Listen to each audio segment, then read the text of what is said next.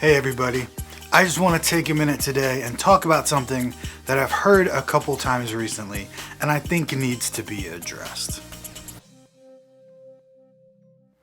So I've heard a few times in the past couple months or so, people talking about their worship service and saying that we aren't leaving any room for the Holy Spirit to move because we're not leaving any room for spontaneity in our worship service.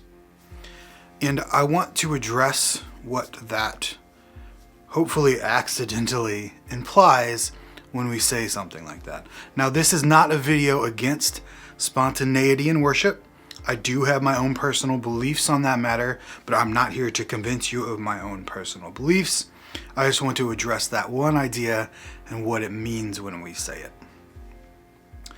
So, however, unintentionally, when we say things like, we aren't leaving room for the Holy Spirit in our worship service because we're not leaving room for spontaneity, we're implying that the Holy Spirit only works for 2 hours once a week.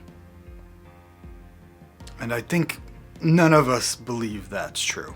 But when we say that we need spontaneity in our worship services so the Holy Spirit can move, that's what it implies. Because if we believe that the Holy Spirit is also there when we're planning worship, and I very much believe that, then following that plan that the Holy Spirit laid out is letting the Holy Spirit move, even if there's no spontaneity. Now, I understand sometimes you might be hearing something in the service and you want to address that, and I completely understand that. Again, I have personal beliefs about how to handle that. It's not what this video is about. I just want us to remember that spontaneity is not the only place that the Holy Spirit moves.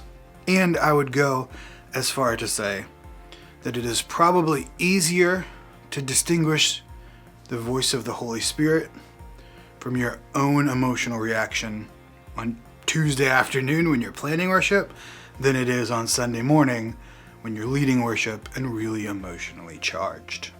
I just want us to consider that the Holy Spirit works in planning worship, and we should always seek the Holy Spirit when we are planning worship.